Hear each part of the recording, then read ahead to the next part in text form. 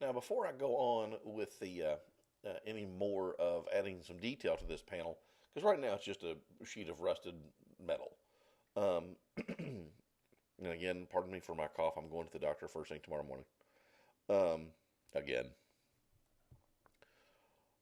the right now it's just it doesn't have any details on it. We're going to add that here in just a second. But before I do that, I'm going to show you another little trick here. Let's go to our brushes layer that has the scratches on it that I made.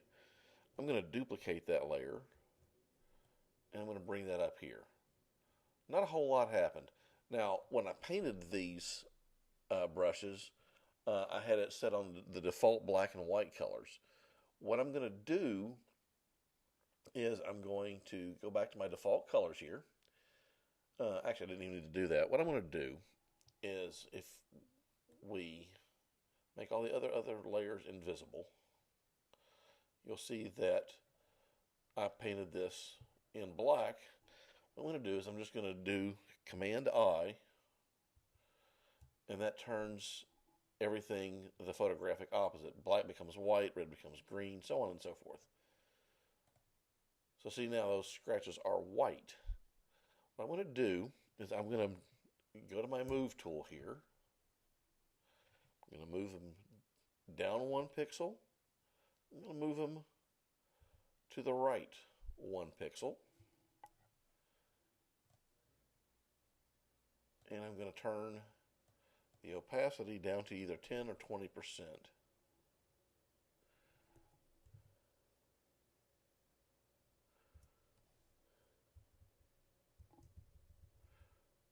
And I did the wrong layer. All right, let's try that again. All right, so I'm going to duplicate this layer right up here. I'm going to bring it up here. And actually what I may do, just to make it a little bit stronger, I'm going to duplicate the duplicate and then merge those two by holding the Shift key down and then hitting Command E. Now I'm going to invert black to white, move them down 1.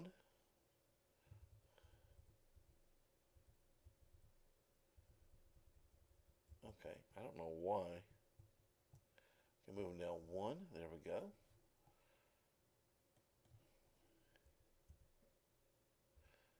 Let's try that again, Tim. There we go, finally. That only took way too long.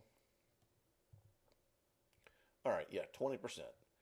Um, by moving that down 1 pixel and to the right 1 pixel, I also create, that's just another way to create a beveled and embossed look. And quite frankly, I like this a little bit better. Um, I would have liked it a lot better if I had gotten it right the first time. But now that just looks like a piece of rusted, scratched metal sitting right there on my screen. Um, but yet, absolutely no real pixels, as far as I know, were ever photographed to make this image. So, and that's what you're looking for. That's your ultimate end goal with a CGI texture. It looks like it was digitally painted. All right, so I'm sure I'm willing to bet those scratches were probably uh, pictures. Started out as a photograph, but no one needs to know that. That's going to be our secret. Because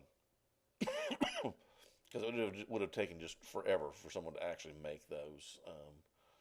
You just can't replicate the natural force of erosion and weathering and scratching that takes place in a real outdoor environment outdoors.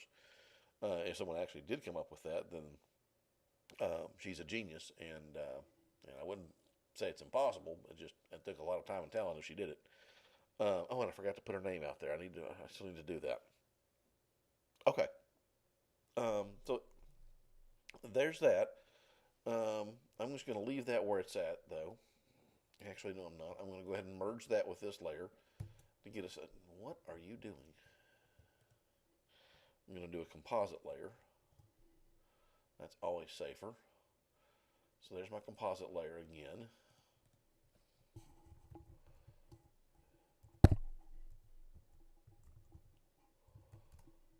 must learn to type. All right. But what I'm going to do now is I'm going to go ahead and start adding some details. First thing I'm going to do, I'm going to go to my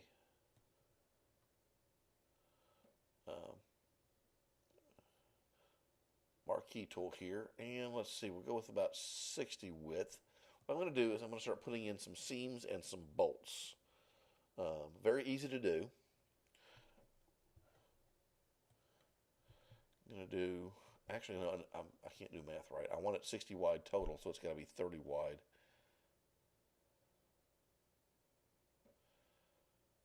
All right.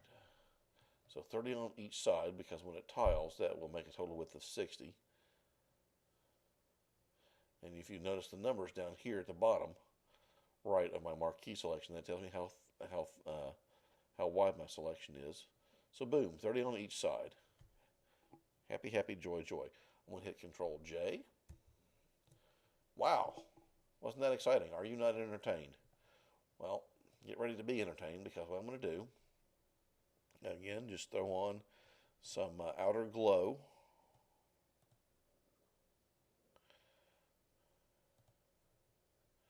Outer glow. Turn it black for the shadow. Turn the blending mode to normal. Bring our opacity up to at least 75%. Bring the spread up and the size up.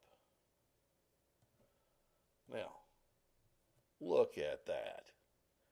How about that, huh? What that's going to do, that makes it look like in the metalworking process. What they do is they will put a strip of metal down and pour bolts or put bolts through that to create the joints between two panels of metal. And how do I know that? Again, I hate to keep harping on this, but the truth is the truth. I know that because I read a thing on how trains were built. I kid you not. And B, I watched a lot of history, and that's just one of the things that I've seen on the History Channel. Something like when they were building the Titanic or something like that. So yeah, that just and people know that. Even if they don't, even if they don't know it, they know that it looks instinctively real. Like, well, I've never really studied metal plates before and bolts before, but the way that looks, yeah, that looks like the way it would be. And that gets back to what I was talking about in the previous video. You want it to be recognizable, even if it's not something they've actually ever seen before, or at least if they're aware of seeing it before. So, it's got to be familiar enough to be identifiable, but it's got to be new enough to also look like something else. And most importantly, I can't remember where I read this. I read this today, actually. It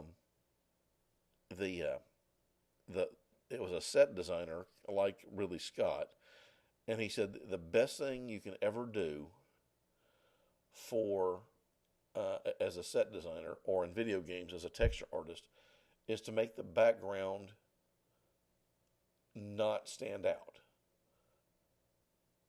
And the way you make it not stand out is to make it so realistic looking that people don't notice that it's not realistic. They just assume, hey, this is real. I think it's an article about Star Wars, something like that. And they said, the reason you don't think about the background in Star Wars, like the inside of the Millennium Falcon or whatnot, is because the people that built it, the stage people that built it, did such a good job. Everything looks just like we would expect it to, so we can concentrate on, Carrie Fisher and Mark Hamill and Harrison Ford. Anyhow, okay, so there is 2 strips of metal. I'm going to put in 2 rows of bolts now along this strip of metal, if I can learn how to operate a mouse. And what I'm going to do, going to just create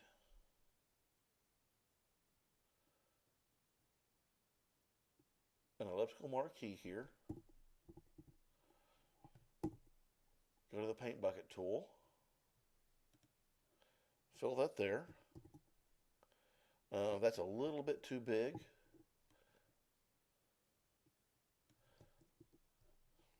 So let me just zoom in here. See that right there? I'm going to hit Control J and move that duplicate dot over here.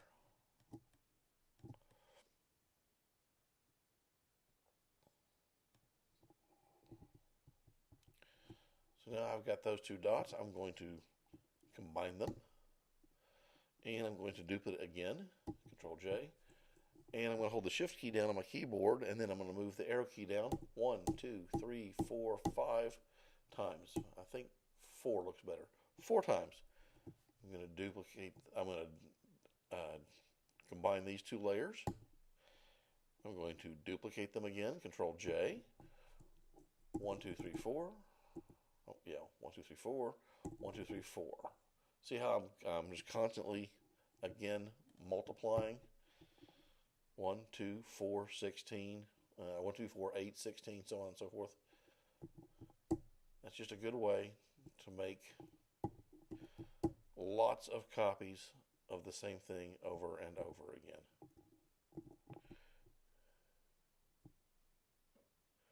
All right, there we go. And that just lines up perfect. Why did I create those in the first place? By the way, these over here are a little bit too close to the edge. Moving back 1 pixel to the right, to the left. All right, why did I make those in the first place? Again, this is just a way to quickly select things. You may have a different preference, and if you do, feel free to use it. All right. I'm going to actually go to Composite Beveled. While the space taken up by those circles is still selected, I'm going to hit Control J. And get rid of the selection there. Control J now is created by the circles being lifted up from the background. Why do I want them lifted up? Because we're going to turn those into bolts. We're going to do drop shadow. First we're going to do, actually let me show you something even better. We're going to do outer glow. I'm just going to drag that up thusly. Boom. Does that not look like bolts? Trust me, I've seen actual, I've gone down to Pigeon Forge with the family and whatnot and looked at the real locomotives. That's what their bolts look like. Close. They've got some other details in it we don't have. But boom, there it is. There's bolts. The next thing I'm going to do is I'm going to,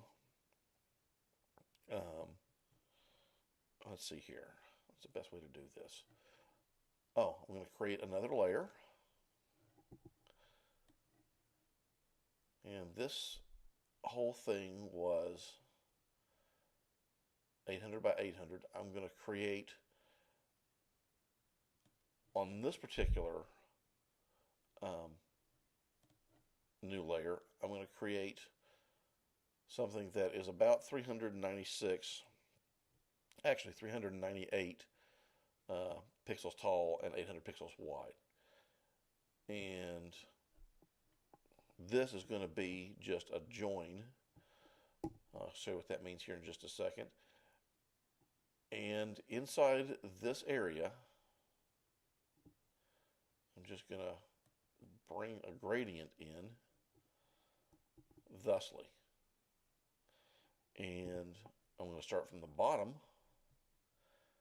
398 as well. If I can control the mouse. Hello. And I'm going to do the same thing, but this time it's going to be white going down just a bit. except I forgot to turn the opacity down to about 20%. 20% is your friend. There we go. That's basically a bevel and that's another way to do a bevel and emboss. But sometimes using the actual style causes more problems than it's worth, and it would have in this case. So this time I'm going to put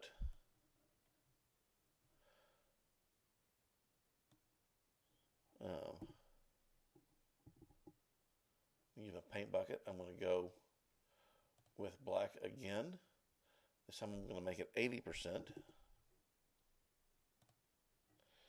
and put that there. So there's our join. And then I'm going to bring the join back behind the strips of metal and the bolts. And that is now basically a join between two seams. So yay, actually reading things about how locomotives were built in the late 1800s. Who would ever have thought that was handy? But, you know, there it is. It looks real. Thanks to reading a book about steam locomotives. Okay, cool. We'll call it, that'll be it for this particular video, but we'll have lots more coming up.